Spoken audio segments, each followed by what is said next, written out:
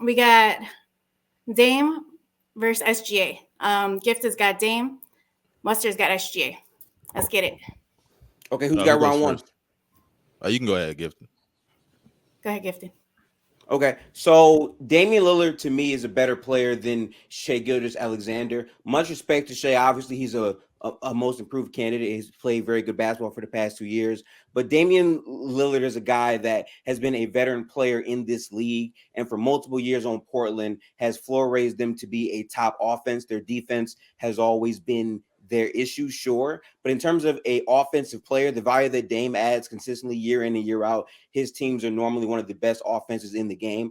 I understand that Shai Gilgeous-Alexander is also a good defender, but he's nowhere near the offensive player that Dame is in terms of outputting and making players around him better. I think Dame is a better three-point shooter. I think that he's also a better playmaker than Shai. I understand that you would criticize the defense, but ultimately, when you're looking at Shai and Dame, the value that they give at their max is based on their offensive potency and what Dame can do in terms of spacing defenses out. He's the second best shooter in the league beyond Steph Curry in terms of on the dribble. And last year in possessions, in isolation, Dame literally led the league in that. So Dame is 100% like that. And I believe that he is better than Shai Gilgeous-Alexander. That's my take. And let's get it started with round one. Well, SGA last year was first team All NBA, averaged 30 points per game. And he did that while lifting a team to being top 5 in points per game, and they were 13th in offensive rating. This is a guy that defensively, Gifted said he's a good defender. He doesn't even have to be a good defender to be way better than Dame. Dame is one of the worst defenders in the league. Dame this year, we've already seen how he's hurt this Bucks team. He can't fight over screens. He's sucks at rotations. He gets taken advantage of because he's small. And then on top of that, offensively, he's gotten off to a slow start. He's a free throw merchant. Everybody gets on Joel Embiid for flopping all the time. Dame's been doing that all year, throwing his ass into defenders trying to get a call. Dame has not been good this year. He's been playing better as of late, but SGA picked up where he left off last year. And last year, he didn't have a single real big man. Granted, Chet is doing his thing this year, but guess what? Last year, he was doing this without Chet. And he took them to almost a 500 team. They almost made the playoffs due to losing in the play-in because he has Josh Giddey on his team. The less said about that guy right now, the better. But regardless, SGA is him. He is that dude. He gets to the rim at will. Great off the dribble. Great first step. Nice mid-range game. And like I said, he's obviously going to give you more than a bottom 5 defender in the league in Damian Lillard on defense. So SGA clears that, man. We left those talks in 2022. Come on, man. So I find it funny how Mustard is talking about right now basketball when in reality you said that you said that Dame was a free throw merchant. I wonder what Shai is. Shai literally sells contact a bunch. Sure, he gets to the rim a lot, but he's undoubtedly one of the best grifters in the game, and there's no shame in that. But in terms of a complete offensive package, Damian Lillard is just a much flat out better player than Dame. There's a reason why the Bucks traded what they could to get Dame, because pairing Dame and Giannis together offensively should reap its rewards. Currently in the season so far, the reason why the Bucks have been suffering is that roster has been getting older for years. That's been noted. And also they have a new head coach and there is no continuity. Shai Gilgeous-Alexander in the Western Conference has that continuity and is not playing with another top 5 player in Giannis where he has to sacrifice and make changes to his game. Dame has tried to come in there, floor raise offensively, still getting to the free throw line pretty well, and it's still early in the season. But in terms of sample size, as a number 1 compared to Dame and Shai, it's not close. We saw what Damian Lillard did getting those Portland teams into the playoffs and actually having success in the playoffs, not just the play-in, the playoffs. Despite the fact that OKC last year was a very good team with Shai, let's not act like without Shai, they didn't drop a 50-point performance versus the Boston Celtics, blowing them out in fashion. Dame has floor raised much worse rosters and has actually had success in that role. Let's not be nasty, Mustard. Yeah, well, he's talking about the things that Dame has done like 3 years ago. I don't like to talk about that because 3 years ago, Shai wasn't even this player. So let's talk about what happened last year. Dame floor raising a team to get the second overall pick in the draft, or third overall pick, excuse me. That just doesn't move me. And a lot of that is not just due to Dame's supporting cast, but due to the defense. They had 3 20-point per game scores on that team. Defensively was their issue. And who's the biggest part of that defense being bad? Damian Lillard. So that's that. Number 2, when it comes to Shai, You brought up Shai. You know, he's not floor raising like Dame. Dame's playing with Giannis. Dame is playing with Giannis, and he's shooting 40% from the field this year. He's shooting less efficient than he did last year with the worst offensive supporting cast. He didn't have somebody like Giannis. And he's talking about Shai. Shai last year was playing with Josh Giddey. Jalen Williams, not the Rookie of the Year runner-up Jalen Williams, the other Jalen Williams, that people confuse him for the other Jalen Williams. So, and I love Jalen Williams, the other one, but he wasn't on scouting reports consistently. He wasn't getting guarded the way Shai does. Shai goes to the rim, gets trapped all the time, gets doubled all the time. He's going out there with not great spacing. Lu Dort, who's been playing good this year, last year didn't give him spacing. Nobody guarded them dudes out there. So let's not act like Shai was in a great position to succeed last season when he had a top 10 regular season last year, and that's why he was first team All-NBA. Okay. I find all these points you made super laughable.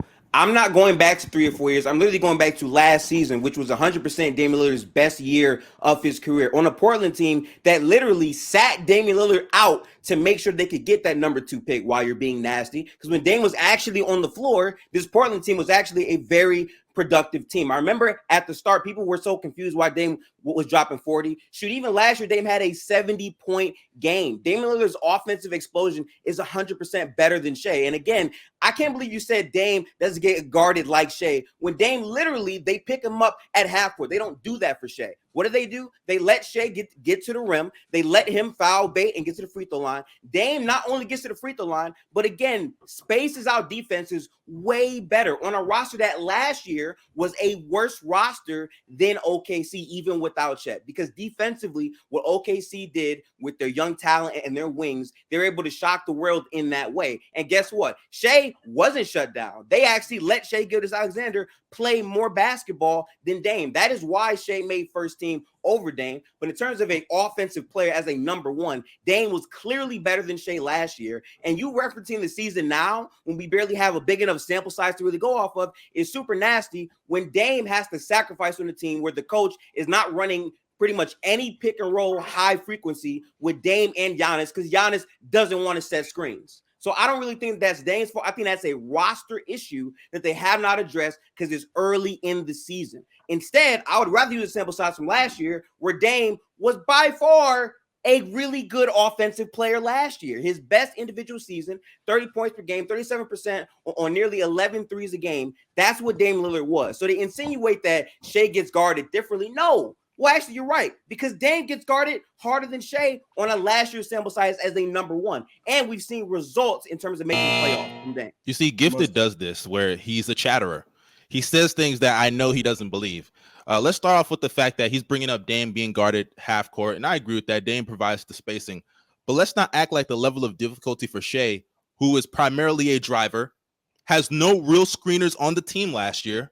Right. And even now, Chet's not some great screener, but let's go to last year because he wanted to talk about last year. He didn't have no great screeners to get him, easy drives to the rim, like how Ja Morant with Steven Adams helps his game a lot. Even if you go under Ja's screens, he's so fast he can blow right by. Shai may not be as explosive as Ja, right? But Shai still does not have that opportunity.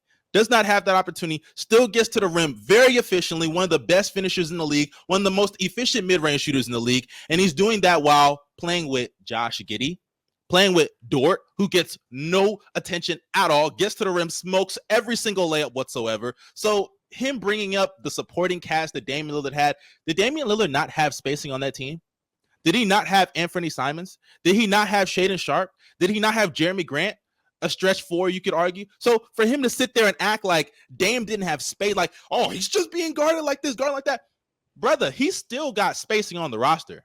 Tell me the consistent shooter that SGA had. You can't tell me one. Isaiah Joe? Is that it? Isaiah Joe? That's the only one you can bring up. Everybody else doesn't get guarded whatsoever out there. Shai gets to the free throw line and outside the free throw line. Hey, guys, this year, we've learned that without the foul baiting, Damian Lillard, it looks like he's nothing. He looks like Kemba Walker. Shai, without the foul baiting, gets to the rim more than Dame, attacks the mid-range more than Dame. So all I know is that one guy without the free throws is still that dude. The other guy without the free throws looks like New York Knicks Kemba Walker. We're seeing that right now from Dame. See, I like how Mustard tries That's to it. frame That's these it. things. It's the chat voting. But yeah, y'all can continue. Y'all can Okay. continue debate. But it's the chat now. Y'all both had 3 rounds, but y'all can continue to debate it on with the chat while the chat voting. What you was about to say, Gifted? Yeah, I just find it We can influence the chat right now. We can talk and influence the chat right now. That would be influencing the chat. We don't have to talk. They talked last round, so y'all might as well keep it go going. ahead. I'm gonna present the same thing Dub and Africa got. So go ahead and say y'all piece, man. So like, okay, I'm just trying to get this to my head. So did you or did you not say that Shai was guarded differently than Dame, insinuating that Dame did not get the same level of coverages last year on that Portland team? That's all I'm asking you. Well, they're guarded different. I'm not even saying that he's players. better. No. I understand that. Mm-hmm. But in terms of the defensive pressure that Dame was getting as a number one option, was that not more than what Shai got last year, considering what Dame had to do as a spacer for that team? No, because Dame not only did he have spacers, but Shai, his game is relying on getting to the mid-range area, his spots, right, and getting to the rim. When all of that is crowded up, it's harder for him to operate. Dame, even though he'll get hard hedged, he'll get doubled, and that's fair. He'll get those doubles and things of that nature. Okay, but regardless, he still has room to operate because he has that spacing, right? He has guys that can knock down those shots. Correct? Does he have those guys that can knock down those shots? So you're telling me that? No, you have to ask you. Does he have those guys though? I'm breaking down those guys because what you mentioned was consistent spacers, right? So Jeremy Grant, who was lighting the league on fire at the early half, when he came down to earth, when Shaedon Sharpe, as a younger player who was inconsistent and more known as a dunker for his athleticism, when these guys were not panning out and Dame had to go out here and drop 35 points or 40 points late midseason when teams had adjusted. Don't forget Anthony, but yeah, go ahead. Okay. All right. My bad. So this just in. 1 second. Judge 1 got gifted 2-1. Judge 2 got gifted in a close 2-1. And the chat so far, let's see what the chat one will Mustard 60% to 39%. Wow. That's about 482 votes. Judge 2 said it was very close though. That's all good. A close 2-1. On to the next topic, Miss Melissa. Next topic is, should the Wolves trade Cat? I guess I could go first since Gifted went first the last time, right? Yeah. That's all right. That's fine. Well, yes, I do think they should trade Cat. Karl-Anthony Towns is a player that in the idea of Cat is better than reality. And I think that Karl-Anthony Towns is a really good player, but he's not a championship level player. And let me explain. For one, when you even talk about his strengths, offensive value, he's not a strong post player. He doesn't have that core strength to really bully guys in the post like that. He's a good passer. He's a good shooter, but he's not a strong physical player, right? And we've seen in the postseason, they'll put wings on him like Dylan Brooks, and he'll shut him down. People forget that season when they faced the Grizzlies, Cat would have been traded that year if it wasn't for Anthony Edwards doing what he did in that playing game. Because not only is Cat a problem in the post with his scoring, but he's also a problem as a defender because he fouls out every single time, damn near. And especially in a conference where you have to go up against guys like Anthony Davis, Nikola Jokic, he's cooked. He's cooked in those situations. He's always going to be a foul machine in these playoff situations. And defensively, he's not good. He doesn't have great lateral quickness. He's not a great post defender. I don't think he's a liability, but when you're playing the power forward now that Gobert's there at the 5, because let's not forget, they brought Gobert in for him. They had Vando, Pat Bev, Ant the year before, and they were a mediocre defense because of one guy, Karl-Anthony Towns. So move on from him. Build around Cat and Gobert and keep it pushing. So I just want to say that I think this conversation is hilarious that people keep saying this. Karl-Anthony Towns last year missed the majority of his game, so Anthony Edwards had a chance to take that leap. And in the playoffs defensively, he actually shocked a lot of people with his coverages on Jokic, allowing Gobert to be in the paint a bunch more. But let's get to what we've seen from Cat so far recently, right? Karl-Anthony Towns defensively has the second best defensive rating in the league right now. He's playing very solid defense for his teams. In their best offensive and defensive lineups, Karl-Anthony Towns is featured there. And more importantly, Karl-Anthony Towns has been a marvel offensively, despite starting out his season rough. in the Warriors games, when Anthony Edwards didn't have it going, Karl-Anthony Towns was a release valve for him to take pressure off of him offensively. We keep saying they should think about trading Cat. Karl-Anthony Towns makes a ton of money. And ultimately, if you're going to trade Cat for some role players, that's not going to make the roster overall better when this is the best we've ever seen the Minnesota Timberwolves look in the past couple of years. And offensively, the passes that Cat has made as a connected passer, the spacing he's provided to that roster, it has floor raised that roster tremendously. So Anthony Edwards doesn't have to create everything all the time. Allowing Anthony Edwards to be in that off-ball type of role where sometimes he gets on-ball reps and having Cat as a release valve has been the success for this team. And the Twin Towers are actually working at a high level so far in this season. So no, they should not trade Cat. Well, Gifted lost the argument as soon as he brought up defensive rating. Individual defensive rating means absolutely nothing in this convo because we all know the team you're on influences that more. Christian Wood is 9th in defensive rating. That should tell you all you need to know. And then even when you want to go into more depth of that stat, look at offensive rating. It's a reciprocal, it's the opposite stat. All the Pacers players are top 5 in offensive rating. So that just shows you all that rating stuff. It means absolutely nothing to me. Secondly, Karl-Anthony Towns, he's been playing well. Like I said, Cat is not a bad player. He's capable of putting up good numbers. But come postseason time, we've seen him get bitched by Clint Capella. We've seen him get bitched by Aaron Gordon. We've seen him get bitched by Dylan Brooks. He is not a great postseason player. The facts are the facts. We can go to the numbers of Karl-Anthony Towns. Karl-Anthony Towns in the postseason last year, 18, 10, and 2, 45% shooting from the field, 25% from 3. And also the whole movement shooter stuff. Cat has lost value when it comes to being a movement shooter at the 4. When Cat came into the league, that was such a rarity, right? Seeing this movement shooter as a 7-footer, but now you're starting to see these variants. You got dudes like Mike Muscala who can do that. That stuff it's not as important as it used to be, especially when you're not making up for it on the defensive side of the ball, where we know the power forward position, it's very important to be a flexible utility defensive player there. So I'm sorry, I'm not moved by what Gifted just said.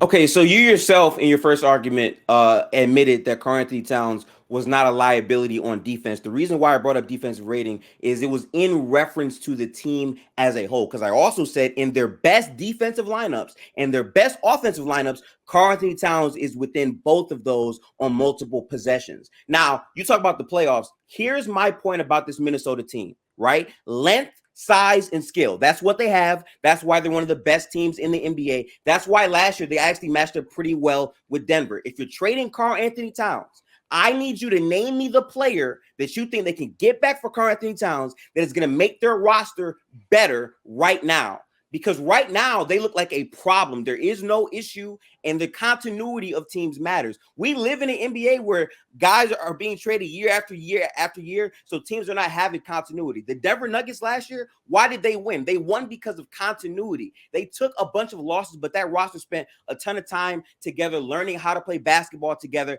at a high level to have success when it matters most. I understand that Karl-Anthony Towns has had some blunders in the playoffs. I get that. But ultimately, being that he signed to a super max contract, you cannot convince me that trading Karl-Anthony Towns for role players is going to be a better fit, because role players also are inconsistent to a different tier than star players. So when Anthony Edwards is in the playoffs having to create everything and there's no one else he can go give the ball to actually score the basketball, and he has Rudy Gobert, who's not the best offensive creator or player, Karl-Anthony Towns fits a lot of those issues. And again, defensively, this is the best season that we've seen from him. Damn the numbers, watch the games. What he did in the Golden State game in terms of both sides of the basketball, he has moments where he looks like the best player on this roster. And Anthony Edwards is still a younger player. So again, trading him now for role players seems like a way to get Anthony Edwards out of town more than helping out the actual basketball product.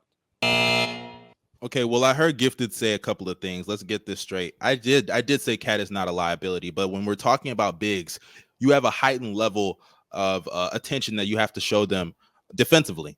Cat has more of a responsibility because he has to help side, rim protect, sometimes even switch, and Cat can't do those things very well without getting in foul trouble. Secondly, when you're talking about Ant struggling in the postseason, then he has to go to Karl-Anthony Towns for self-creation. Brother, they've been doing that over the last 2 years, and Cat can't do it. He cannot score. His self-creation is very limited against playoff defenses. And what's the point of having a two-big lineup if both of these bigs are struggling to score come postseason time? Move off and get something else. Even if you're getting role players, if you're getting guys that can pitch in more defensively, give Ant more spacing, because the whole spacing thing is so gassed. It's so gassed. I understand that Cat is giving you spacing, but it's not as valuable as it used to be, brother. It's just not, when you're not giving other things towards the game other than spacing. He's not a great offensive player come postseason time. And once again, when they go into the playoffs and they run into teams like Denver, run into teams like the Lakers, where they can put guys like Rui Hachimura, Aaron Gordon on him, what's the point of a two big lineup then? What is the point of a two big lineup if we can take out one of your bigs just because of the fact that he's offensively inept and Rudy Gobert? And also we could take out another one of your bigs because at the end of the day, we could put a wing on him. There's no point of a two big lineup at that point. So I'm sorry, I'm not moved by what Cat is doing in the regular season. We've seen a lot of great teams in the regular season come and go. That's not supposed to move you when we've seen him get shut down by Clint Capella. We've seen him get shut down by wings. That's not supposed to move you, Gifted. And I'm sorry, I'm disappointed that you're moved by regular season production when we've seen in the postseason what this guy is capable of: folding, fouling out, and missing shots. So I'm not moved, bro. I'm not moved.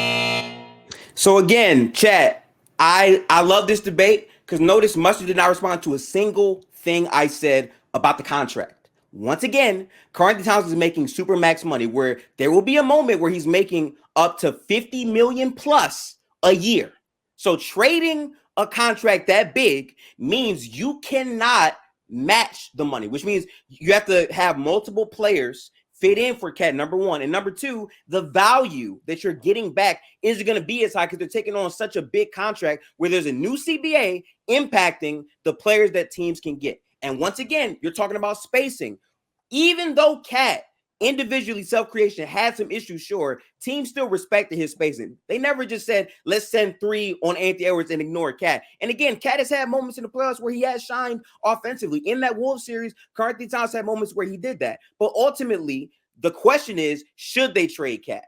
So the idea of trading Cat is to make a championship team. Trading Karl Anthony Towns for role players, which are not going to have the same value that he would add to the team as he is right now, as he is when he's played for Minnesota over these past 3 years, doesn't make much sense. I asked him to name me one player that he's thinking of. He couldn't name a player. Why? Because he knows it doesn't make any sense. He knows that the money Karl Towns is making would not be worth trading him. And with the play that Cat is seeing right now from both sides of the basketball, it fits a lot better. And again, y'all are ball knowers. If y'all watch the Warriors game, which everyone should have seen, back-to-back games, Karl Towns produced at an extremely high level. He was getting blocks. He was rotating properly. And more importantly, as an offensive valve, no one on that Wolves roster has the offensive ceiling that Cat does when everything is falling on all cylinders. And to trade a player like that away for role players, you want to know what that sounds like? That sounds like an easy way to turn on Ant, saying, oh, Ant, he didn't do X or Y in the playoffs. No, give him the help that Karl Towns can be based on the roster that he's on. That makes sense. I believe this is a chat voting right here because Mustard led off on this topic. So this should be the chat vote. Oh, wait. Was that a round? I thought I was going next. Do I go next? Now you went first. You went first. Oh, I'm tripping. Yeah. That's why. So this is a chat vote. You still can say your piece though, because this is chat voting. This is 2 minutes for the chat vote. So if you got anything you want to rebuttal, well, the thing with Cat is like it's an addition by subtraction kind of thing. Who are you getting though? Who are you getting? You can get role players for Cat, and also it's not just about getting players that fit. Hold on, wait. It's not just, I said it's an addition by subtraction kind of thing, and it's not just about that, but it's also due to the fact that you can get capital. Even if you just get role players and picks, that's something right there. Yes, draft capital. You can get draft. They have no draft capital right now. They have nothing. Okay, but what teams are giving up multiple unprotected picks for Karl Towns based on the super? Even if it's not unprotected, it could be swaps as well. Okay, but does the size of the contract not hurt Cat's value? Yes, but he's still a movable player. He can be moved. Cat, you're acting like Cat is hold on 1 second. First judge, they got gifted 3-0, both with the rounds on this topic. First judge went gifted 3-0. Keep going. But you can't say that when you're talking about Cat's value so high.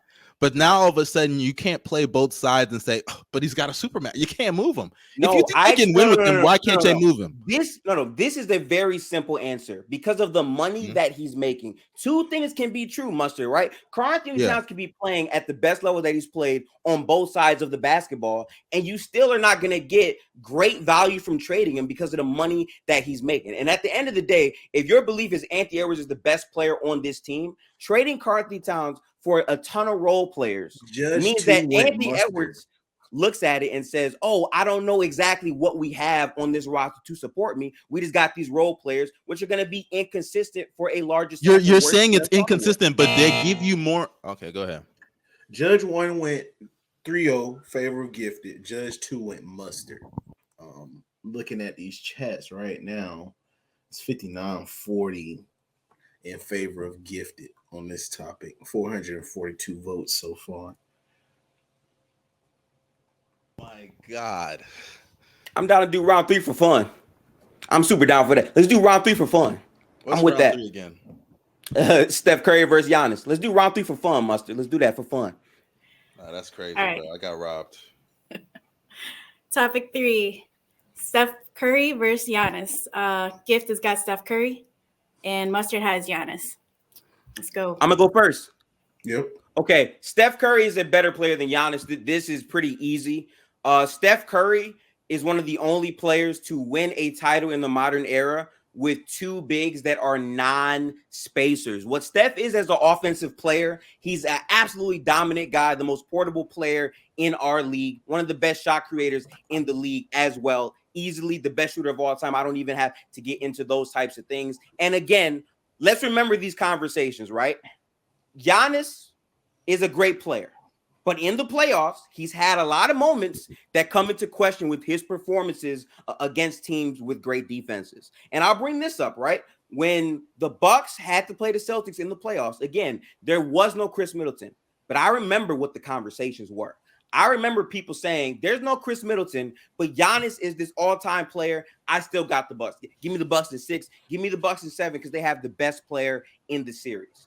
Giannis shot a under average true shooting versus the Celtics by his standards. Now, again, there's no Chris Middleton. I understand this, right? But every star player that the Celtics played during that run, when it came down to Kevin Durant, when it came down to Giannis, they struggled. When it came down to Steph, Steph dominated a historic, the best jump shooting finals we have ever seen when it mattered, when the money was on the line. Stephen Curry is still a better player than Giannis Antetokounmpo. That is my first round.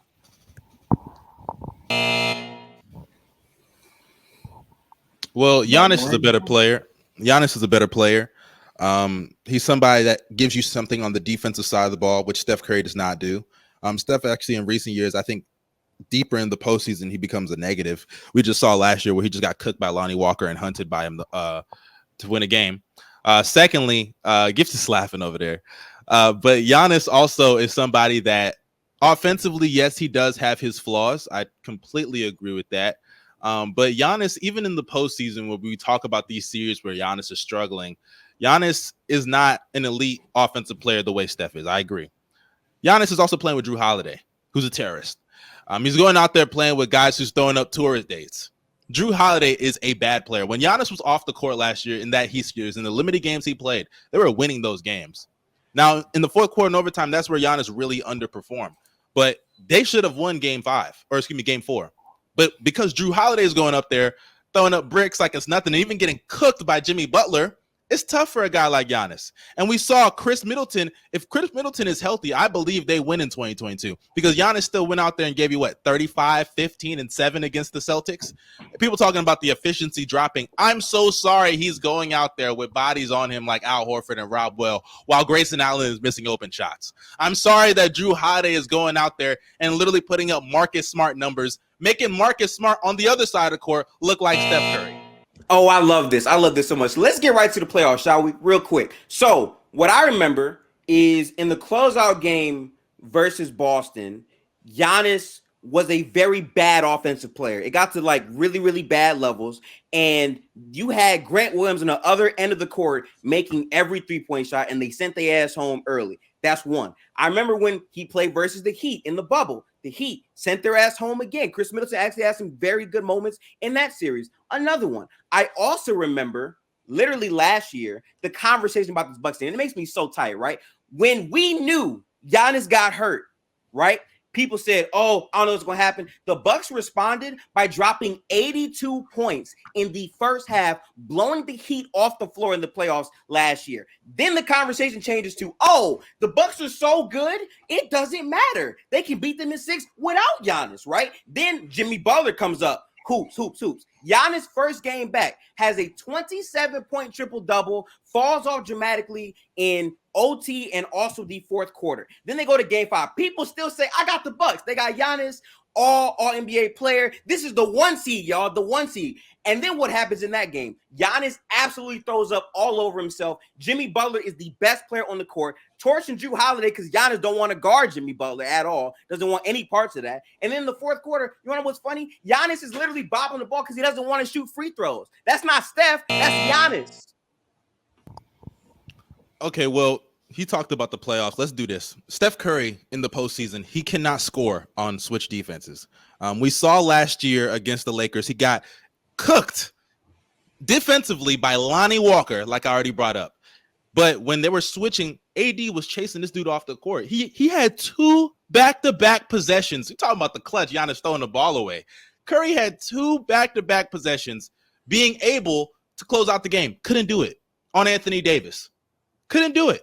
Curry has also shown in the past when we saw against the Rockets, who were famous for their switch defense with PJ Tucker, famous with their switch defense with guys like Rocco, and that was later on. But they were switching.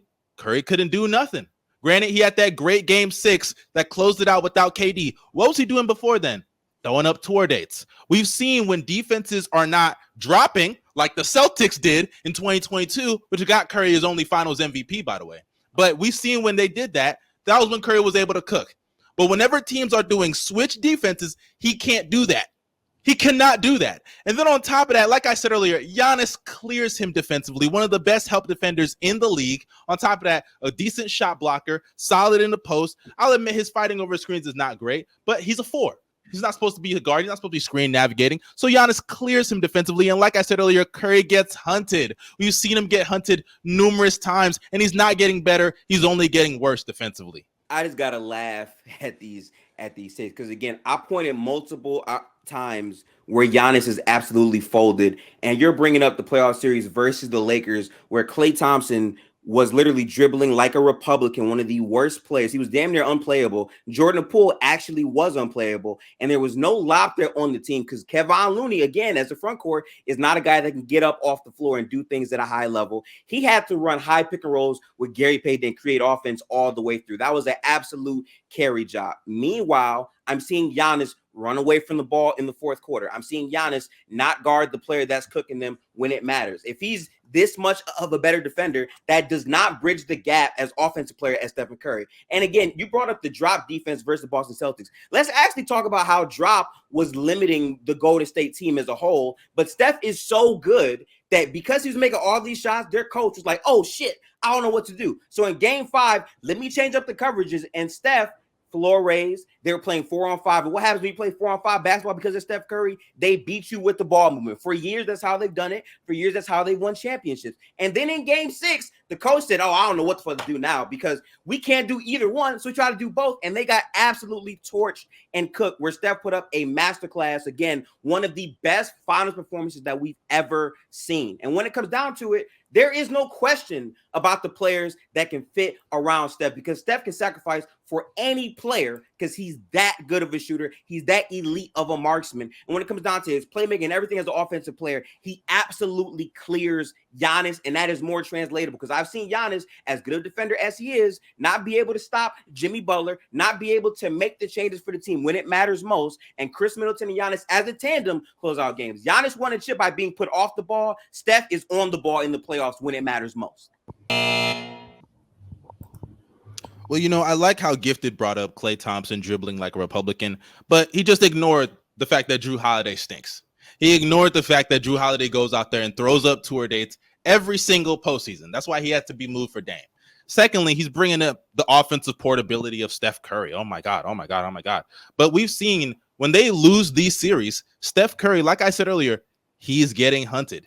He's out there, and defensively, Giannis is going out there and he's elevating his teammates.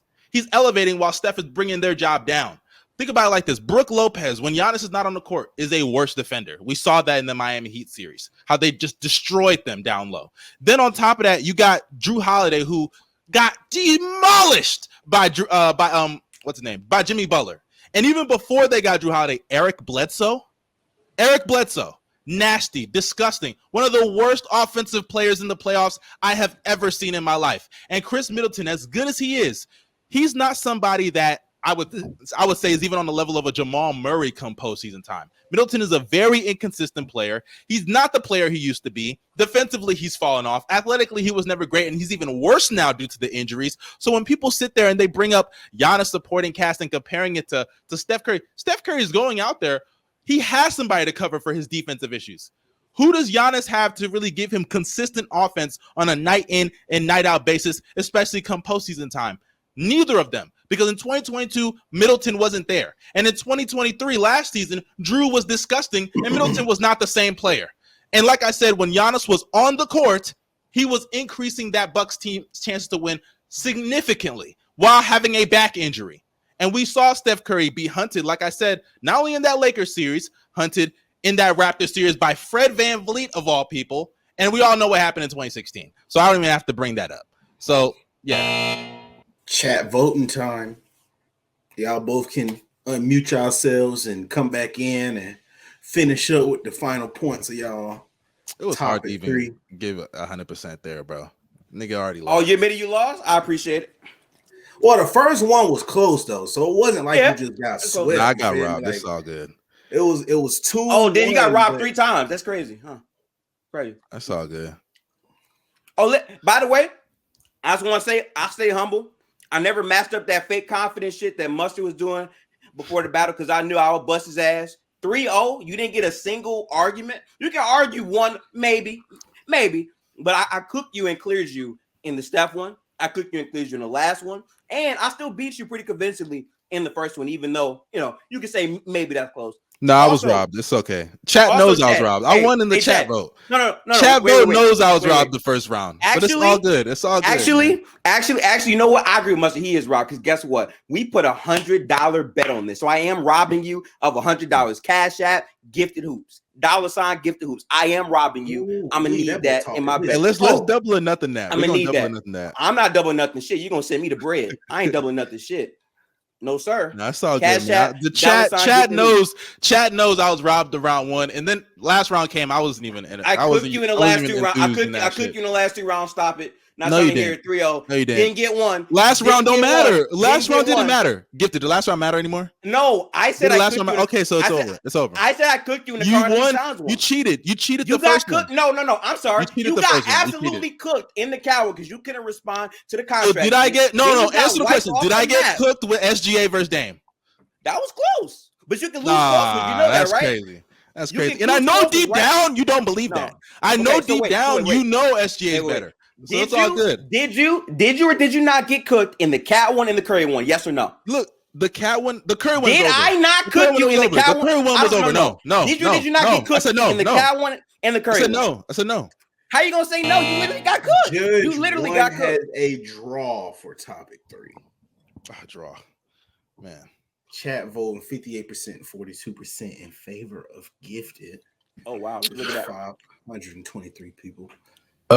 Fellas, what's up? What's up? I'm cool.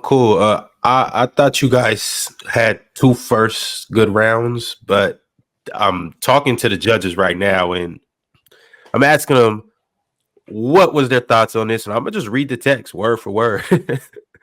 This is bad. I vote this a draw. I'm with you. So when you bring up the score, say it's a draw. This is horrible. I guess that 3rd round was bad. Draw. This is horrible on all fronts. That was terrible, Ron. Can you make it known to both of them? Yeah, I'm not even gonna lie. I wasn't even feeling that last round, man. Wait a minute, is it terrible on his part? Like, I'm trying to act like, you know what I'm saying? They say it's bad all around. Oh, really? Oh, but it was over. It's looking like the chat's handling this right now. So the chat got gifted at 58%. So gifted, it's looking like you won all 3 rounds. Yep. And I'm gonna need that $100, Mustard. Appreciate doing business with you, my brother. I got you. It's all good. Yeah. Gifted. I'm gonna have to charge you a transaction fee because he got to send the money to me. Actually, I gotta tax you some money on top of that, Mustard. So send me 110. I'm gonna take that 10 off the top. Then I'm gonna send it to you, Gifted, and you'll get 90. All right. Nah, nigga trying to act like a bank. That's crazy. Hey, listen, I just want to say I hope everyone had a great holiday. You know what I'm saying? I had some good eats yesterday and also today. Absolutely smoked Mustard like I thought I would. I stayed humble all the way through. You didn't. You got shit on. It is what it is. But go follow Mustard on his YouTube. Oh, no way. Nigga trying to give me a shout out. No. Don't listen to this guy. Don't listen to this dude. You're not gonna good dude university, me nigga. You're not gonna good dude university, nigga. Really? Hey, y'all go. No, don't do that. Y'all go subscribe to Gifted Hoops. You know, he got a nice little channel going on. You know, we got some collabs coming. He's doing his thing, bro. Y'all go subscribe to him, bro. Also, go tap into PC Gold Blooded. Me, KB, and Haley do that show every Sunday. Appreciate the opportunity, Ron. This was very, very fun talking hoops the day after the holiday. Appreciate you.